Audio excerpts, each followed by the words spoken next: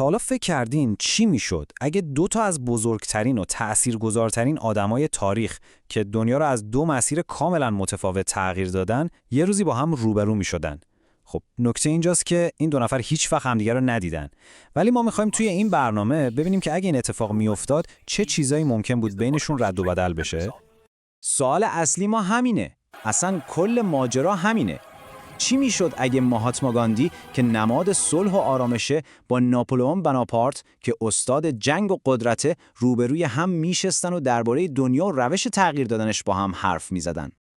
پس ما اومدیم و یه گفتگوی کاملا خیالی رو براتون آماده کردیم. البته خیالیه، ولی بر اساس شخصیت و فلسفه واقعی هر کدومشون ساخته شده.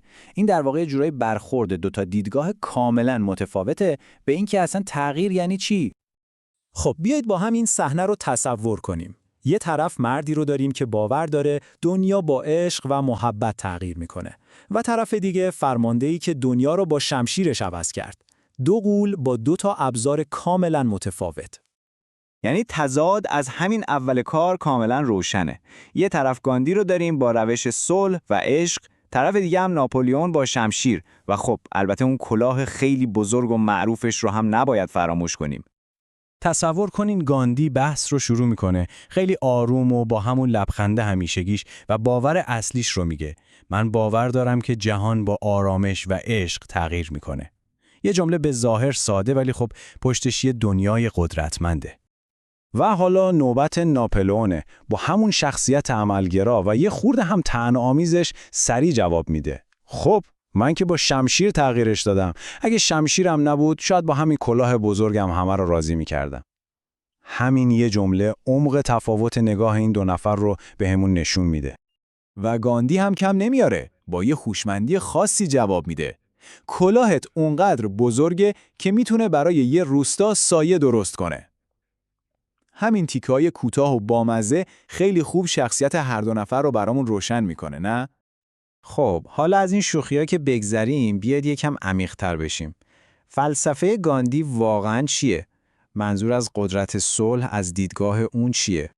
اینجا گاندی یه جمله کلیدی میگه که دقیقاً میزنه به قلب استدلال ناپلئون. میگه اما ارتش تو مرزها رو فتح کرد، نه دلها رو.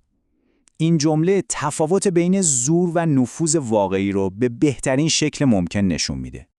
ببینید فلسفه گاندی روی چند تا پایه خیلی ساده ولی محکم بنا شده. اول اینکه تغییر باید از راه عشق باشه. دوم اینکه باید دلها رو به دست آورد، نه خاک رو. سوم و خیلی مهم اینکه عدالت از نون شبم واجب تره. و در نهایت هدفش یه دنیای آزاده که هیچ کس آرباب اون یکی نباشه. و این تشبیه فوق‌العاده‌اش کل فلسفه‌اش رو خلاصه میکنه. میگه نون بدون عدالت مثل سوپ بدون نمکه، بیروح و بیمزه. یعنی از نظر گاندی ارزش‌های انسانی همیشه اولویت دارن به نیازهای اولیه و مادی. خب حالا ناپلئون در جواب این همه ایدئالگرایی چی میگه؟ نوبت اونه که از قدرت شمشیر و نگاه واقع‌بینانه خودش به دنیا دفاع کنه. ناپلئون هم محکم از روش خودش دفاع میکنه. میگه ارتش من زبان تغییر بود. من بودم که نظم و قانون رو به دنیا آوردم. از دیدگاه اون قدرت یه ابزار لازمه برای اینکه بتونی ساختار و ثبات ایجاد کنی. اصول ناپلئون خب کاملا برعکسه. اون میگه آقا تغییر فقط با زور و قدرت ممکنه. نظم و قانون از همه چیز مهمترن. نیازهای شکم مردم اولویت اوله و آخرش هم هر جامعه‌ای یه فرمانده میخواد که کارا رو پیش ببره. و اینجا مستقیم گاندی رو هدف میگیره و میگه دلها چیز خوبین، قبول، اما وقتی شکمها گرسنه باشن دیگه کسی به شعارهای قشنگ تو گوش نمیده. ناپلئون معتقده که ایدئالگرایی جلوی واقعیت‌های سخت زندگی کم میاره. و باز هم با همون طنز خاص خودش ایده دنیای بدون رئیس گاندی رو به چالش میکشه. اگه همه آزاد باشن پس کی قراره فرماندهی کنه؟ من بدون فرماندهی مثل کلاه بدون سر میمونم. این جمله نشون میده که برای ناپلئون ساختار و سلسله مراتب قدرت یه چیز کاملا حیاتیه. ولی درست همون لحظه‌ای که فکر می‌کنیم این دوتا هیچ وقت به توافق نمیرسن و تا ابد با هم مخالف میمونن، یه اتفاق جالب میفته. اونها یه نقطه مشترک پیدا میکنن، یه جایی که نظم و صلح به هم میرسن.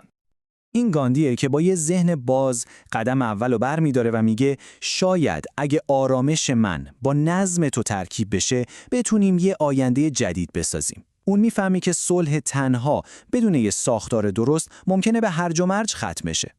ناپلئون هم یکم با شک و تردید ولی خب باش را میاد. شاید ترکیب ارتش من و آرامش تو مثل یه سوپی بشه که توش هم فلفل ریختن هم شکر. یه ترکیب عجیب و غریب، ولی کی میدونه شاید هم کارآمد باشه.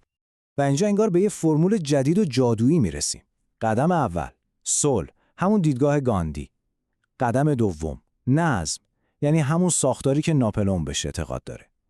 و قدم سوم که از ترکیب این دوتا به وجود میاد، یک آینده کاملا جدید. و آخرش هم گاندی با یه شوخی دیگه مهر تایید رو به این توافق جدیدشون میزنه. یا شاید هم مثل یه کلاه بزرگ با یه عصای کوچیک. این خودش یه نماده، نه؟ نمادی از ترکیب قدرت و فروتنی. خب حالا این همه گفتیم. این گفتگوی خیالی به چه درد دنیای امروز ما میخوره؟ این فقط یه بازی ذهنی تاریخی نیست. یه سوال خیلی مهمه که باید از خودمون بپرسیم. ببینید، این بحث در واقع یه سوال خیلی قدیمی رو دوباره زنده میکنه. برای اینکه بتونیم تغییرات مثبت و موندگار ایجاد کنیم، واقعاً به چه تعادلی بین آرمانگرایی و عملگرایی نیاز داریم؟ این فقط یه داستان تاریخی نیست. این سوالیه که همه ما هر روز باش درگیریم. و در نهایت این سوال برای همه ما باقی میمونه. صلح بدون قدرت یا قدرت بدون صلح، کدومش؟ شاید هم جواب واقعی همونطور که گاندی و ناپلئون هم بهش رسیدن یه جایی اون وسط ها باشه. نظر شما چیه؟